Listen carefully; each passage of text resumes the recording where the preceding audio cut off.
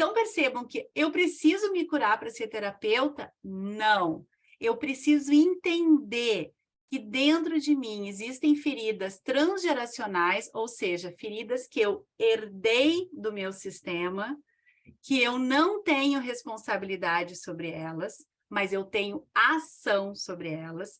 Eu tenho as feridas do meu eu criança, que eu também não tenho responsabilidade sobre elas, né? Eu as desenvolvi no ambiente onde eu cresci, mas assim como as feridas transgeracionais, eu tenho responsabilidade sobre elas. Ou seja, uma vez que eu entendi que elas existem, eu tenho responsabilidade de cuidar delas. E tenho as feridas do meu eu adulto, que estas, sim, normalmente são reflexos das feridas transgeracionais, das feridas do eu criança, a forma como eu vou criando essas feridas na minha vida adulta. E com isso eu vou vivenciando a minha dor emocional. O que eu preciso para ser terapeuta? Entender que sim, existe uma dor emocional, né? E que sim, eu estou sujeito a ela. E que quando ela dói, quando ela pulsa, quando ela lateja, eu tenho que olhar para ela e entender que é ela que está me gerando um pensamento, que vai me gerar um sentimento, que vai me levar para a ação. E que o resultado que eu vou ter a partir disso vem dessa equação. Esse é o terapeuta de sucesso. Esse é o terapeuta apropriado da sua vida. Esse é o terapeuta que tem esse olhar sistêmico sobre si. E esse terapeuta entende que o caminho é o caminho do coração. É o caminho da compaixão. Ou seja, compaixão é a virtude de acolher o sofrimento do outro. E acolher o sofrimento do outro não quer dizer que a gente aprova esse sofrimento. Não quer dizer que a gente entende as razões de que isso acontece. Não quer dizer que a gente tem um olhar se isso é bom ou ruim. Quer dizer que simplesmente eu olho para o outro e eu dou um lugar para ele no meu coração, para aquilo que ele traz, como ele traz. E que este acolhimento me desperta a vontade de ajudá-lo a superar os seus problemas.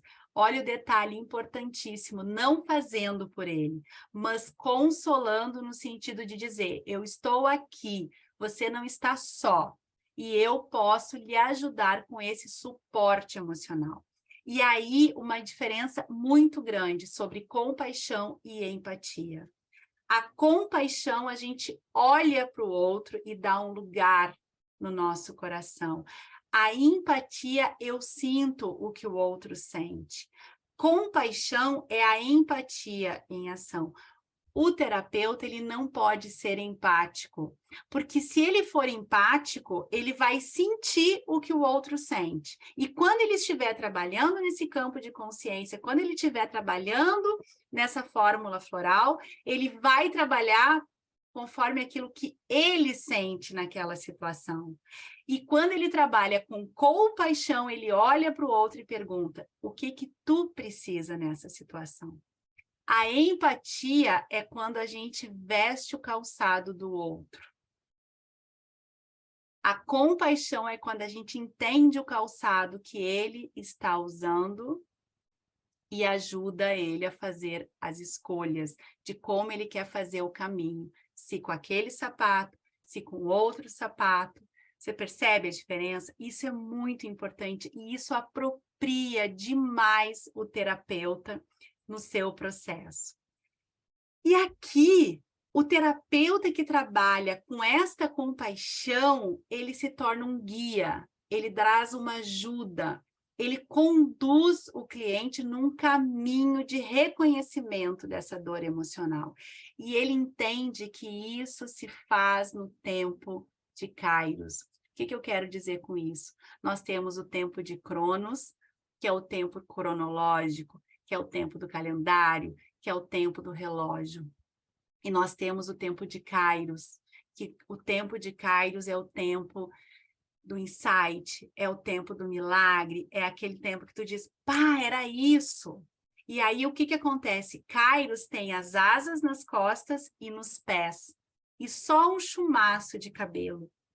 O que acontece? Kairos cruza conosco.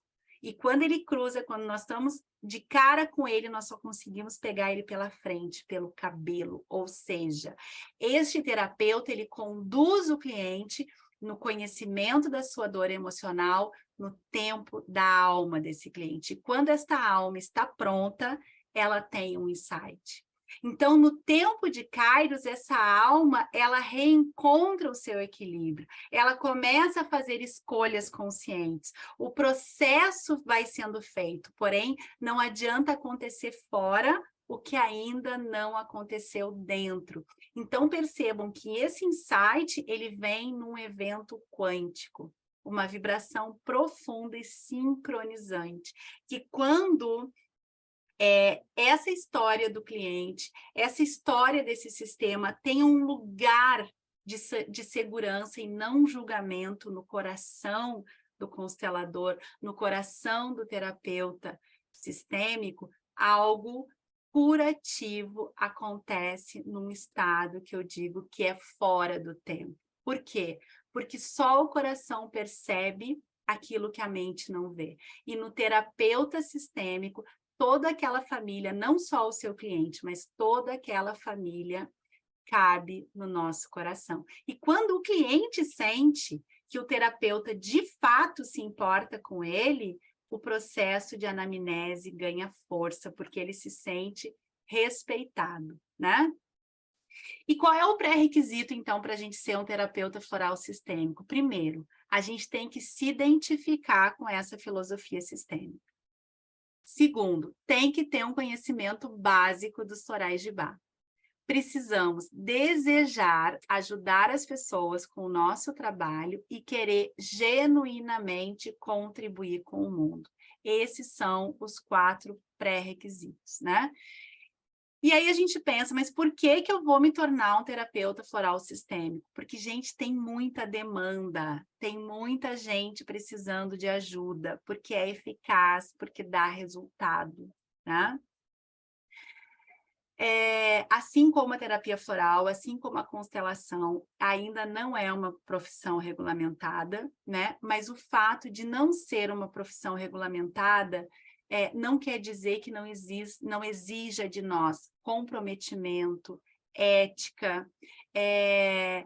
Nós temos que estar apropriados do trabalho que vamos oferecer para o nosso cliente, né? Então, mesmo assim, que não exista um registro, mesmo que não exista uma regulamentação, a gente não vai exercer essa profissão de uma forma só intuitiva, a gente não vai exercer de qualquer jeito, né? Porque nós estamos, em primeiro lugar, comprometidos, né? Comprometidos com o outro, comprometidos com o trabalho que escolhemos ter.